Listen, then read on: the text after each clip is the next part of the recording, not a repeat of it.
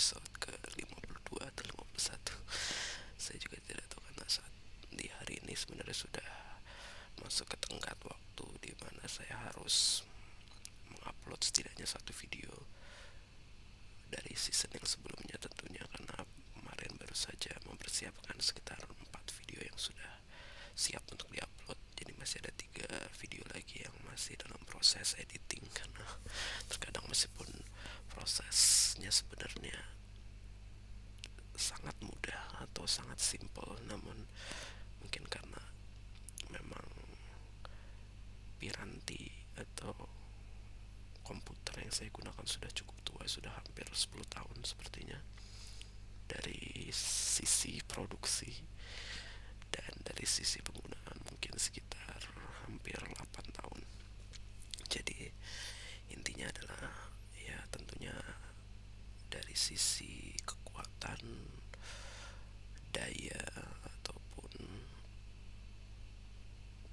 apa ya, kecepatan mungkin tentunya sudah cukup lambat, apalagi untuk pekerjaan yang berat seperti editing. Meskipun editing tersebut itu pada dasarnya dilakukan secara daring dari sebuah website yang pada saat ini semakin mencoba membatasi akses kepada saya, atau mungkin memang kepada semua user, bahkan untuk pengguna yang baru sekalipun, karena memang ya mereka sangat ingin semua pengguna itu tentunya bayar pelangganan kepada mereka yang tentunya tidak murah untuk bisa mengakses segala konten yang disediakan untuk dapat mengedit video yang kita upload. Jadi ya seperti itulah.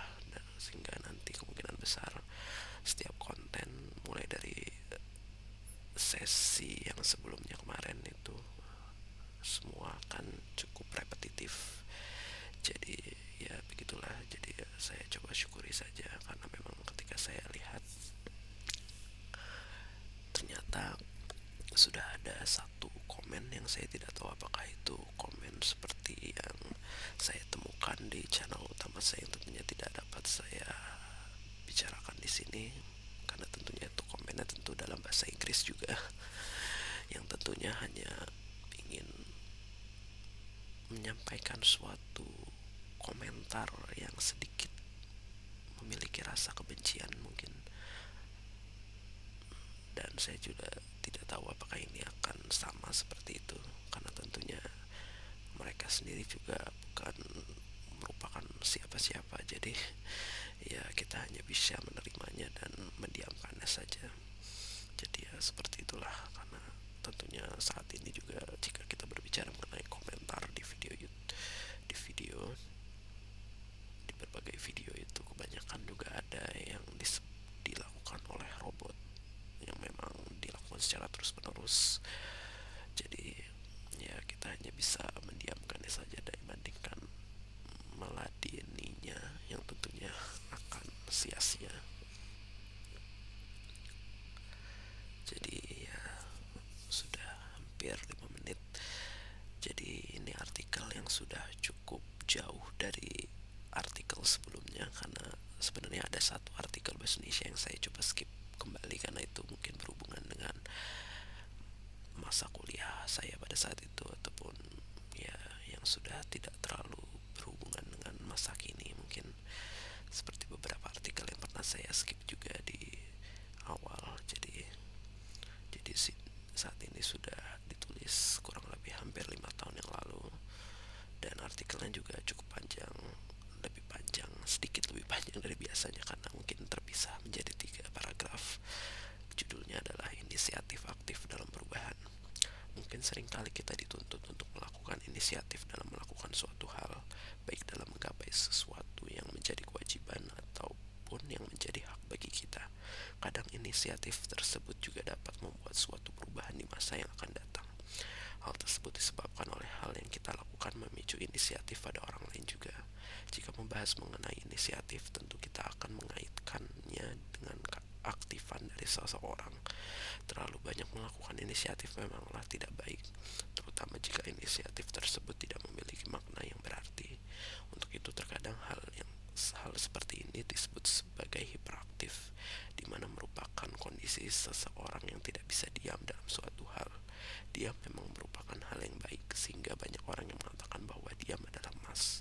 Namun terkadang jika kita terus diam terbawa arus, maka kita tidak akan pernah keluar dari apa yang kita rasakan saat ini. Banyak hal yang membuat saya terhalang untuk melakukan inisiatif, terlebih untuk inisiatif yang dapat mengeluarkan saya dari kebiasaan yang saya jalani setiap harinya. Halangan terbesar pastinya adalah kemalasan yang juga disebabkan oleh berbagai hal seperti suasana yang tidak mendukung untuk melakukan inisiatif tersebut. Oleh karena itu, setiap harinya saya terus berusaha untuk melakukan inisiatif yang juga dapat memicu orang lain untuk dapat mendukung apa yang kita lakukan.